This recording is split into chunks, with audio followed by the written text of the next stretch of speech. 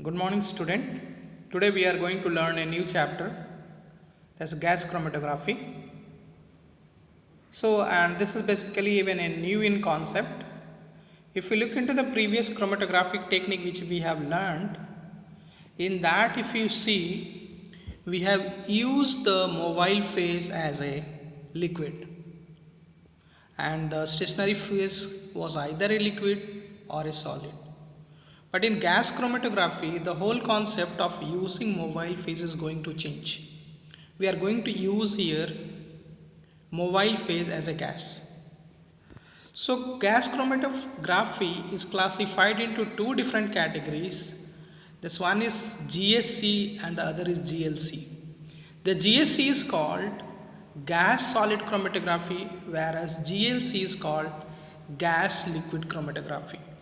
If we look into the principle of GSC, it is none other than the adsorption as that similar of TLC, and the principle for gas liquid chromatography is partition. The whole of the concept in gas chromatography is dealt basically with GLC, that's gas liquid chromatography, and GSC is rarely used. It is used for the separation of the different gases from the mixture of gases. So at the end of the chapter, when we will learn about the application of GSC, I will give you how could be the GSC is used and what is the practical use of GSC. Whereas GLC has got enormous applications. So if you look into the advantage of gas chromatography, these are the advantage. It has got a good suppression power, and even a complex mixture can be resolved. The other thing, the sensitivity of this method is very high. It gives good precision and accuracy. The analysis is completed in short time, and the cost of the instrument is relatively high as it does the work.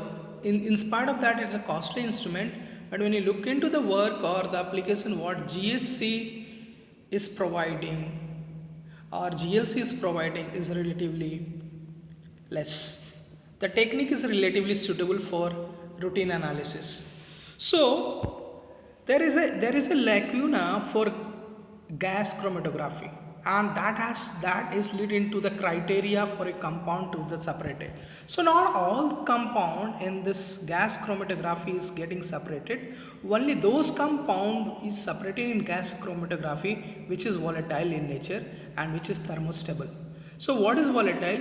Volatile or volatility of a sample is that when you heat that at the certain temperature it should convert into the vapor, and the other thing is it should be thermostable. When you heat it, it does not change its chemical property. So these are the two criteria one should look before the separation of a compound or a mixture when you are doing through the gas chromatography. So let us deal about the gas chromatography picture here and how does a gas chromatography look.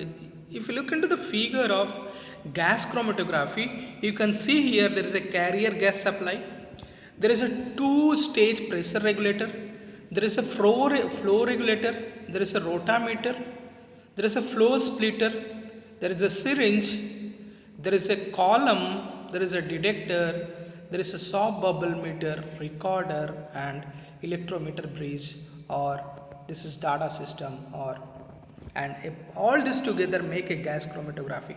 So we'll see one by one. So let us come to the carrier gas. So do you expect that all the gas here which is present in the atmosphere is being used as a carrier gas in gas chromatography?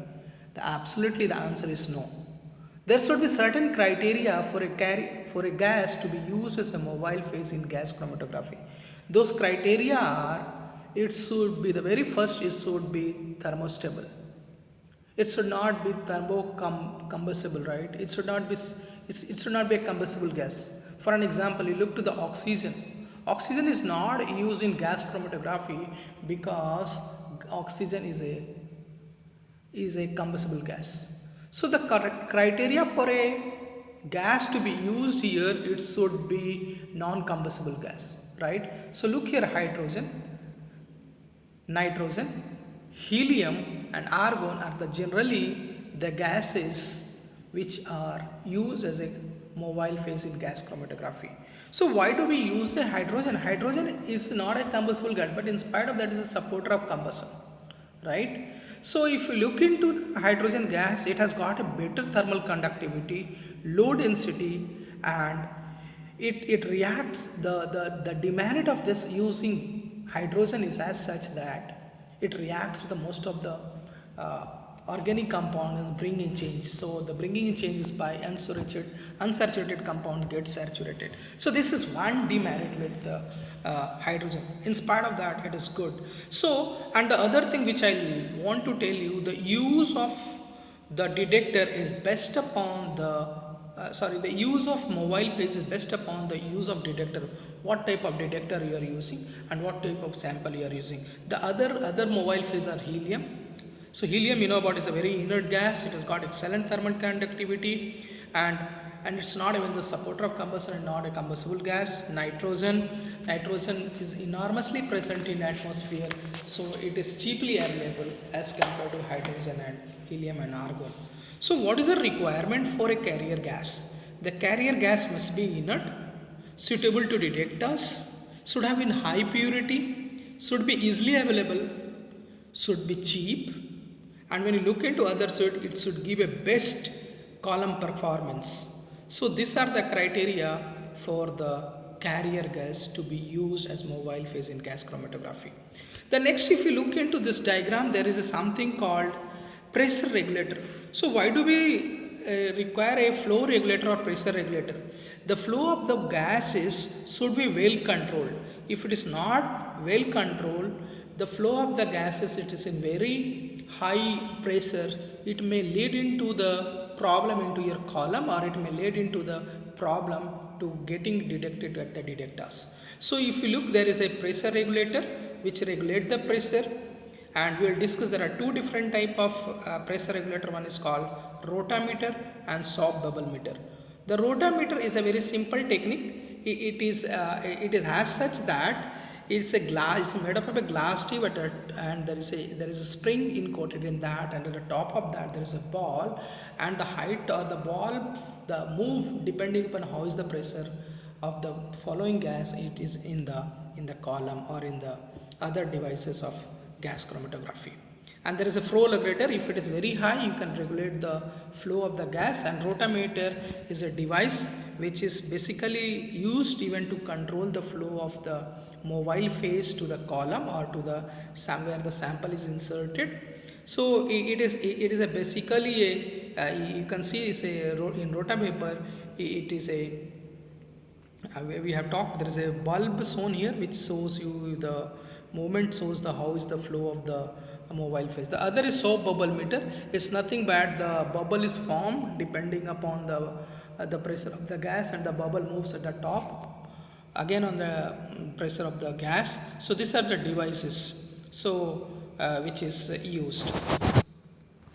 So next is next, if you look into the carrier gas, which I've already explained, but look here, the flow rate of the mobile phase is generally 25 to 50 milliliter per minute in a packed column and 1 to 25 in open tubular column, and the pressure to which the mobile phase is inserted is at 100 to 50 psi, and if you look into, there is a correction factor. We have to take into the consideration of correction factor to the flow and the pressure of the gas, because at the inlet, at the outlet, and in between the inlet and outlet, the pressure and the flow rate of this mobile phase is varying, which you can take a consideration of a correction factor depending upon how is the column, what is the nature of the column. So the next is a sample injector device. So sample can be directly, if you direct injection, you can take a syringe and you can insert the sample, and generally the volume of the sample to be inserted in the packed column is 1 to 20 microliter, and whereas in capillary column it is 10 to power minus 3 microliter, means 0.001, or you can say it is in nanoliter. The sample can be inserted. The sample injection in rotatory sample work with the sample loop is that a split injection. A split injection is that before getting into the column, you insert the sample and then it goes into the column. So the sample loaded here just reaches to the column is just 0.1 to 1% and rest all is wasted. A splitless sample, it goes into the column and make sure that the sample nature, right, you have to take into consideration of sample nature, is that if the column temperature should not be as high that the sample get degraded. So make sure that it is kept at the lower temperature, the temperature of the column is lower as compared to a degradation of the sample nature, right? And so if you compare into the split sample and splitless sample, the waste of the sample is very less here.